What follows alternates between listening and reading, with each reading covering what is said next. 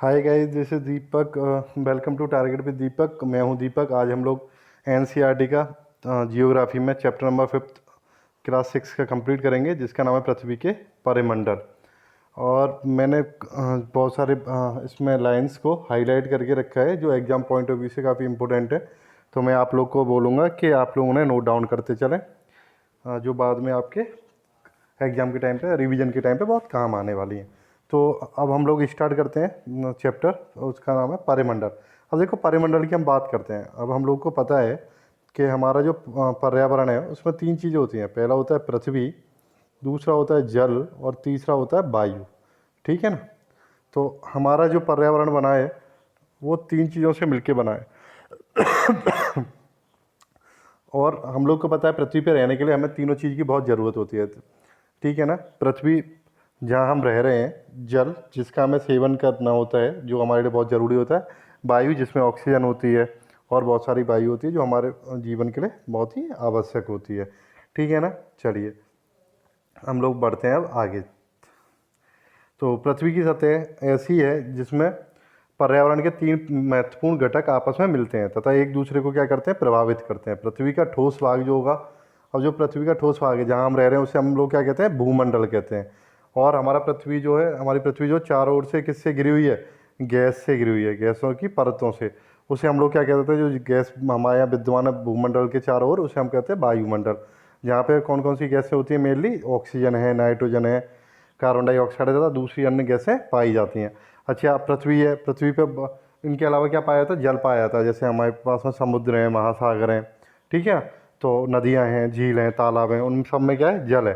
तो पृथ्वी के बहुत बड़े भाग पे क्या पाया जाता है, जल पाया जाता है। और उस एरिया को हम लोग क्या कह देते हैं, उस हिस्से को जल मंडल कह देते हैं। ठीक है ना। जल की तीन अवस्थाएं हैं, बर्फ है, जल एवं जल वाष्प के रूप में रहता है। अब हम बात करेंगे, स्टार्ट करेंगे भूमंडल से। अब देखो, भूमंडल की हम बात करते हैं। पृथ्वी के ठोस भाग को भूमंडल कहा जाता है। यह भूपर्पटी की चट्टानों तथा मिट्टी की पतली परतों का बना होता है, जिसमें जीवों के लिए पोषक तत्व पाए जाते हैं। ठीक है। पृथ्वी की सतह दो मुख्य भागों में पृथ्वी की सतह को दो मुख्य भागों में बांटा जा सकता है। बड़े स्थलीय भूभाग को कहते हैं महाद्वीप तथा बड़े जलाशयों को कहते हैं महासागरीय बेसिन के नाम से जाना जाता है। विश्व के सभी महासागर आपस में कैसे होते हैं, एक दूसरे से जुड़े होते हैं। ठीक है ना। अब देखो, जब भी हम पृथ्वी की क्या नाप रहे होते हैं, ऊंचाई नाप रहे होते हैं, तो किसके आधार पर नापते हैं, समुद्र तल के आधार पर। अब जो होता है ना, समुद्री जल का जो तल होता है ना, वो सब जगह कैसा होता है, एक समान होता है। और इस तल की ऊंचाई को हम समुद्र तल से मापना शुरू कर देते हैं। तो अब जब हम समुद्र तल से मापते हैं तो हम उसे क्या मान लेते हैं, पहले शून्य माना जाता है। क्या माना जाता है, शून्य माना जाता है। अब ये देखिए, एक ग्राफ है, इसमें दिखा के रखा है उसने हमारे जितने भी महाद्वीप हैं। जैसे एशिया है, एक सेकेंड, ये वाला पोर्शन जो हमारा एशिया वाला है, जो सबसे बड़ा है। फिर आप देख रहे होंगे इधर यूरोप है, अफ्रीका है, और आपका इधर दोनों अमेरिका इधर आ जाते हैं। उत्तरी अमेरिका है, दक्षिणी अमेरिका है, उत्तरी अमेरिका है। ठीक है। तो ये सारी की सारे जो हैं इधर आपको मिल जाएंगे, ग्राफ में आपको दे रखे हैं।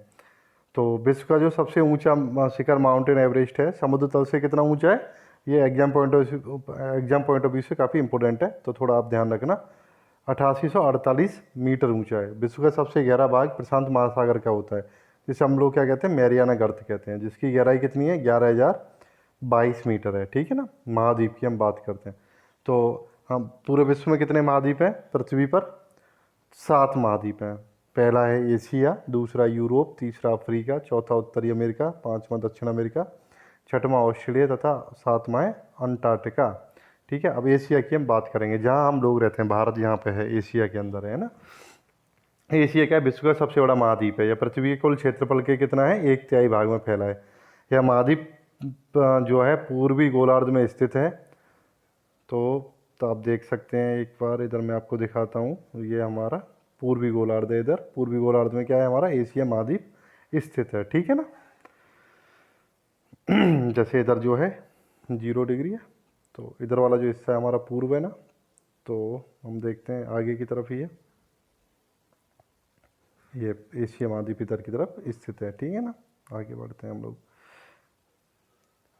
तो यह महाद्वीप क्या है, पूर्वी गोलार्ध में स्थित है। कर्क रेखा क्या है, इस महाद्वीप से होकर गुजरती है।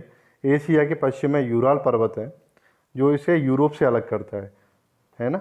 तो यूरोप एवं एशिया के संयुक्त भूभाग को क्या कहते हैं हम, यूरेशिया कहते हैं, यूरोप प्लस एशिया। अब हम दूसरी बात करेंगे अगले महाद्वीप की, अफ्रीका, यानी जो क्या है, अफ्रीका एशिया के बाद विश्व का कैसा है, दूसरा सबसे बड़ा महाद्वीप है। हम क्रम से बात कर रहे हैं ना। और विषुवत या 0 डिग्री अक्षांश इस महाद्वीप के लगभग कहाँ से निकलती है, बीच में होकर निकलती है ना। अफ्रीका का बहुत बड़ा भाग क्या है, उत्तरी गोलार्ध में स्थित है। यही एक ऐसा महाद्वीप है जहाँ होके क्या है, तीनों रेखाएं निकलती हैं, कर्क, मध्य और मकर रेखा। ये बहुत ही इंपॉर्टेंट क्वेश्चन है कि ऐसा कौन सा महाद्वीप है जहाँ होके तीनों रेखाएं गुजरती हैं, तो वो कौन सा है, अफ्रीका। और दूसरा क्वेश्चन इंपॉर्टेंट इसमें है, सहारा का रेगिस्तान विश्व का सबसे बड़ा गर्म रेगिस्तान है जो कि अफ्रीका में ही स्थित है, ठीक है ना। और यह जो अफ्रीका है, यह महाद्वीप चारों तरफ से क्या है, समुद्र एवं महासागरों से घिरा हुआ है, ठीक है ना। चलिए, और एक और बात, विश्व की सबसे लंबी नदी जो है नील नदी अफ्रीका से होकर ही गुजरती है, ठीक है ना। तो उसके बाद तीसरे नंबर पे जो सबसे बड़ा है उसकी बात करेंगे, उत्तरी अमेरिका विश्व का तीसरा सबसे बड़ा महाद्वीप है। यह क्या है, दक्षिण अमेरिका से एक सक्रिय स्थल से जुड़ा हुआ है, जिसे हम लोग क्या कहते हैं, पनामा स्थल संधि कहते हैं, ठीक है ना। यह महाद्वीप क्या है, पूरी तरह से उत्तरी एवं पश्चिमी गोलार्ध में स्थित है। तो अब इसमें एक क्वेश्चन उसने पूछा है, यह महाद्वीप क्या है, 3 महासागरों से घिरा हुआ है। क्या आप जानते हैं इन महासागरों के नाम? तो मैं बताता हूँ आप लोग को। उत्तरी अमेरिका जो है 3 महासागरों से घिरा हुआ है। पहला है, उत्तर में जो होगा उसके आर्कटिक महासागर है, पूर्व में जो है वो है अटलांटिक महासागर, और पश्चिम में जो है वो है प्रशांत महासागर। समझ में आया? एक बार फिर से बोलता हूँ, उत्तर में आर्कटिक महासागर, पूर्व में अटलांटिक और पश्चिम में है प्रशांत महासागर, ठीक है ना। उत्तरी अमेरिका के बाद में आता है दक्षिणी अमेरिका। तो दक्षिण अमेरिका में क्या, विश्व की सबसे लंबी पर्वत श्रृंखला भी यहीं पे पाई जाती है, ध्यान रखना, उसका नाम है एंडीज पर्वत श्रृंखला। और विश्व की सबसे बड़ी नदी अमेजन भी कहाँ पे मिलती है, दक्षिण अमेरिका में ही मिलती है। अब हम देखते हैं क्या कहता है। दक्षिण अमेरिका का अधिकांश भाग क्या है, दक्षिणी गोलार्ध में स्थित है। इसके पूर्व एवं पश्चिम में कौन कौन से 2 महासागर हैं, बताइए, ये भी ये इसमें पूछ रहा है। अच्छा, तो मैं आपको बता देता हूँ। दक्षिण अमेरिका के पूर्व में कौन सा है, अटलांटिक महासागर है, और दक्षिण अमेरिका के पश्चिम में है प्रशांत महासागर। और इसने यहाँ पे बोला है आगे, विश्व की सबसे लंबी पर्वत श्रृंखला एंडीज इसके उत्तर से दक्षिण की ओर फैली है।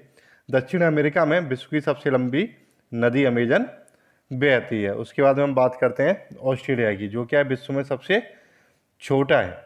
कैसा है, विश्व का सबसे छोटा महाद्वीप है, जो कि पूरी तरह से दक्षिण गोलार्ध में स्थित है। यह चारों तरफ से किससे घिरा हुआ है, महासागरों तथा समुद्रों से घिरा हुआ है। इसे हम लोग क्या कहते हैं, द्वीपीय महाद्वीप भी कहा जाता है।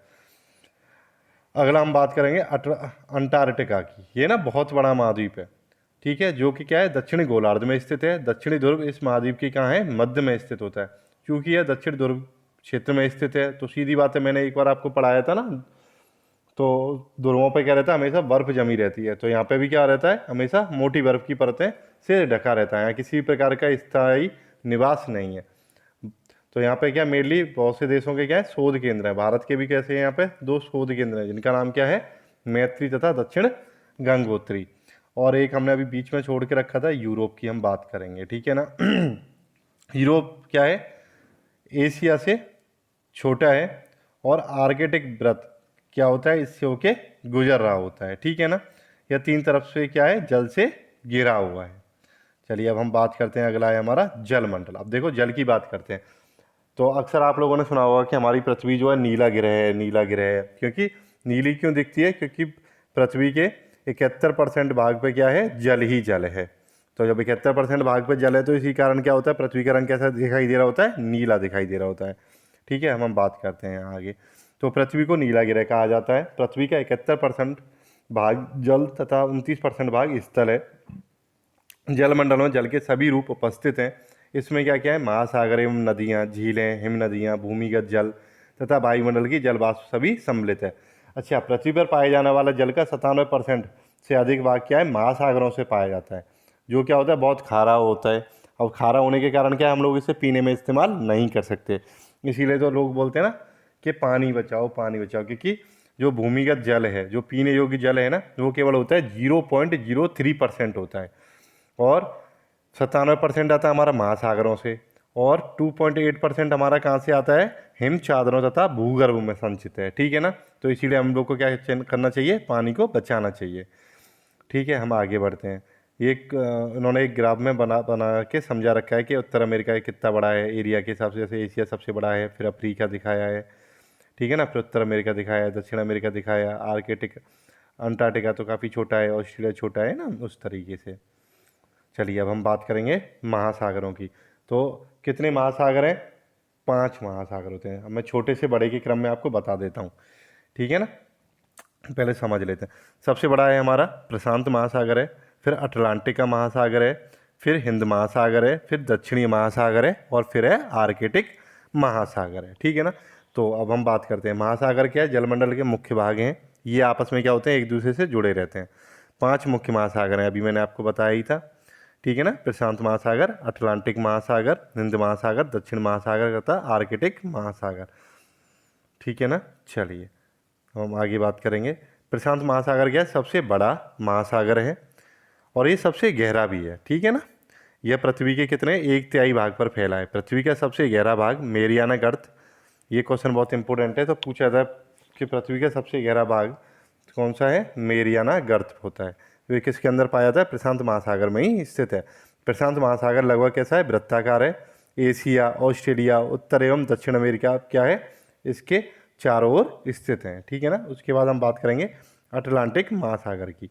ये विश्व का क्या है, दूसरा सबसे बड़ा महासागर है और इसकी जो आकृति है ना, वो एस आकार की है। इसके पश्चिम किनारे पर क्या है, उत्तर एवं दक्षिण अमेरिका है तथा पूर्वी किनारे पर यूरोप एवं अफ्रीका है। अटलांटिक महासागर की जो तटरेखा है ना, वो बहुत अधिक दंतुरित है। यह क्या होती है, अनियमित एवं दंतुरित तटरेखा प्राकृतिक पोताश्रयों एवं पतनों के लिए आदर्श स्थिति है। व्यापार की दृष्टि से ये क्या है, सबसे व्यस्त महासागर है। ठीक है ना, दंतुरित मतलब हुआ एक दांतेकार है, जैसे मतलब टेढ़ी मेढ़ी, एक जिगजैग फॉर्म में है ना। हिंद महासागर ही एक ऐसा महासागर, अगला हम बात करते हैं हिंद महासागर की।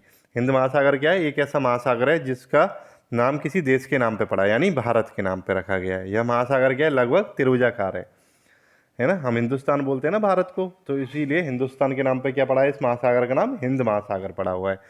इसके उत्तर में क्या है, एशिया है, पश्चिम में क्या है, अफ्रीका है तथा पूर्व में क्या है, ऑस्ट्रेलिया है। ठीक है ना। अच्छा, अब हम बात कर रहे हैं आर्कटिक महासागर की।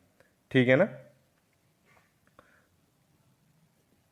तो हमारा जो आर्कटिक महासागर है वो उत्तरी ध्रुव में स्थित है। ठीक है ना, कहाँ है, उत्तरी ध्रुव में स्थित है। यह प्रशांत महासागर के क्या है, छिछले जल वाले एक सक्रिय भाग से जुड़ा हुआ है, जिसे हम लोग क्या कहते हैं, बेरिंग जल संधि के नाम से भी जानते हैं। ठीक है ना, अब हम बात करते हैं दक्षिण महासागर की, जो थोड़ा बीच में रह गया है ना, ये वाला पोर्शन।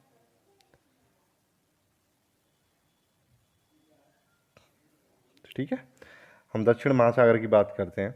तो दक्षिण महासागर क्या है, वो आर्कटिक महाद्वीप के चारों ओर से घिरा हुआ है। ठीक है ना, चलिए आगे बढ़ते हैं। अब हम बात करेंगे वायुमंडल की। देखो हमने जलमंडल की बात कर ली, ठीक है ना, भूमंडल की बात कर ली, अब हम बात करेंगे वायुमंडल की।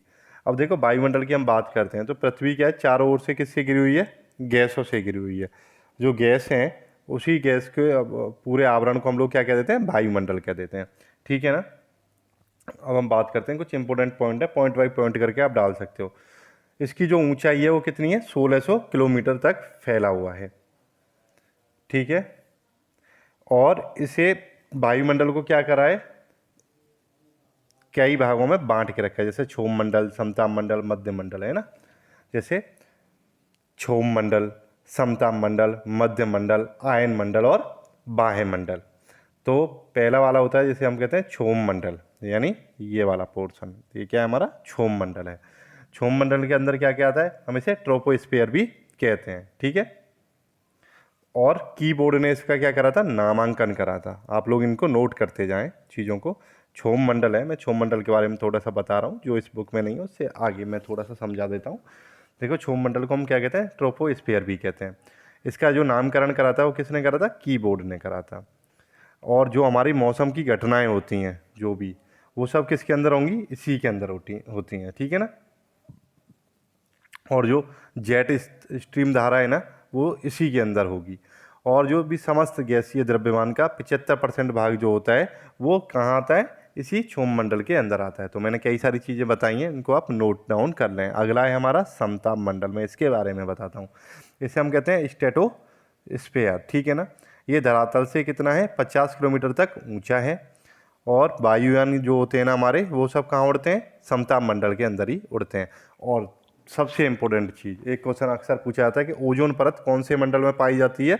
ओजोन परत भी हमारी समताप मंडल के अंदर ही पाई जाती है। ओजोन परत क्या होती है, जो सूर्य से उत्पन्न परावैंगनी किरणों को पृथ्वी पर आने से रोकती है, ठीक है ना। O3 यानी जो ऑक्सीजन के कारण ही बन रही होती है। अगला है हमारा मध्यमंडल, मैं मध्यमंडल की बात कर रहा हूँ, सॉरी, मध्यमंडल। मध्यमंडल है हमारा मेसोस्फीयर। ये पृथ्वी धरातल से कितना है, 165 मीटर ऊंचा है। इस पर तापमान क्या है, 1 डिग्री सेंटीग्रेड क्या हो जाता है, गिर जाता है, ठीक है। मध्यमंडल तक हम जाते हैं तो वहाँ पे क्या होता है, तापमान गिर जाता है। और 80 किलोमीटर तक क्या होता है, इसका विस्तार हो रखा है। इसका विस्तार कितना है, 80 किलोमीटर तक हो रखा है, ठीक है ना। और एक होता है आयन मंडल और एक होता है बाह्य मंडल। आगे वाले चैप्टर में हम उन्हें डिटेल में पढ़ेंगे। थोड़ा सा मैंने बेसिक आइडिया इसीलिए दे दिया था, ये थोड़े इंपॉर्टेंट थे तीनों के तीनों, है ना। अच्छा, वायुमंडल में क्या मुख्यतः ऑक्सीजन नाइट्रोजन का बना होता है। चलिए मैं थोड़ा सा फिर भी बता देता हूँ, कुछ लोग कहेंगे पता नहीं क्यों नहीं बताया, मैं बता देता हूँ, है ना। आयन मंडल के बारे में बता देता हूँ। इसकी ऊंचाई क्या है, 80 से 640 किलोमीटर तक है, ठीक है ना। और विद्युत आवेशित कण जो होते हैं इसमें बहुतायत में पाए जाते हैं। जैसे रेडियो एक्टिव तरंगों को यहाँ पे क्या होता है, परावर्तित करके संचार व्यवस्था को सुचारू रूप से चलाया जाता है। और जो भी उपग्रह होते हैं, जो मानव निर्मित उपग्रह, जैसे पृथ्वी हमारे भारत का है, आर्यभट्ट है, एडूसैट है ना, ये सब के सब यहाँ होते हैं, इसी मंडल में छोड़े जाते हैं। क्योंकि यहाँ पे क्या होता है, विद्युत आवेशित तो जो कण होते हैं यहाँ पे बहुत अधिक मात्रा में पाए जाते हैं, ठीक है ना। और लास्ट वाला है हमारा वायुमंडल। तो वायुमंडल में क्या होता है, इसका जो तापमान होता है ना, लगभग होता है 5000 डिग्री सेंटीग्रेड से ऊपर होता है। और जो होते हैं वायु होती है ना, उच्च दाब से क्या होता है, वो निम्न दाब की ओर बहती है। गतिशील वायु को हम लोग क्या कहते हैं, पवन कहते हैं, ठीक है ना। चलिए वायुमंडल में आई थिंक इतना ही है, थोड़ा सा और डिटेल में देख लेते हैं। वायुमंडल में क्या है, ऑक्सीजन एवं नाइट्रोजन का बना होता है, जो कि साफ एवं शुष्क हवा का 99% भाग है। आयतन के अनुसार नाइट्रोजन 78%, ऑक्सीजन 21 तथा दूसरी अन्य गैसें जैसे कार्बन डाइऑक्साइड, आर्जन, आर्गन इत्यादि कितनी है, 1% है। ऑक्सीजन काय के काम आती है, हमारी सांस लेने के लिए। नाइट्रोजन किसके काम आती है, पेड़ पौधों की वृद्धि के काम आती है। ऊंचाई के साथ साथ वायुमंडल में क्या होता है, घनत्व में भिन्नता आ जाती है, ठीक है ना। अब जैसे पर्वतों पर पर्वतारोही चढ़ रहे होते हैं, उन्हें धीरे धीरे क्या होता है, इसीलिए सांस लेने में क्या होती है, उन्हें दिक्कत होनी शुरू हो जाती है, ठीक है ना। चलिए हम लोग बात करते हैं जीव मंडल की, ठीक है ना। जीव मंडल में मेनली क्या होता है, दो ही चीज़ों की बात हो रही थी जीव मंडल में। किसकी बात होती है, या तो जंतुओं की बात करेंगे हम लोग, और या दूसरी हम बात की कर रहे होंगे, पादप की बात कर रहे होते हैं, यानी पेड़ पौधों की। दो ही चीज़ें आई। तो जो होते हैं जंतु, एक सेकेंड, जीव मंडल में क्या होता है, जल तथा हवा के बीच का एक सीमित भाग है। यह वह भाग है जहाँ जीवन मौजूद है। यहाँ जीवों की बहुत सी प्रजातियाँ हैं, जो कि सूक्ष्म जीवों तथा बैक्टीरिया से लेकर बड़े स्तनधारियों के आकार में पाई जाती है। मेनली यहाँ पे क्या होते हैं, दो चीज़ें हैं, जंतु जगत एवं पादप जगत होता है, ठीक है ना। तो और इसी के साथ हमारा जो अध्याय है वो ख़त्म होता है। तो आई होप आप लोग को समझ में आया होगा। अगर आप लोग को अच्छा लगा है, समझ में आया है, तो आप लोग ज़्यादा से ज़्यादा दोस्तों को शेयर कीजिए। और इसके अलावा अगर आपको कुछ भी डाउट है, वो आप मुझे कमेंट बॉक्स में कमेंट करके पूछ सकते हैं। अगर आपके मन में कुछ मुझे सजेशन है देने के लिए, वो भी आप मुझे कमेंट बॉक्स में कमेंट करके बता सकते हैं। तो आई होप कि ये सब कुछ ठीक रहा होगा, ठीक है। तो प्लीज़ लाइक करिए, शेयर करिए, सब्सक्राइब करिए। Thank you.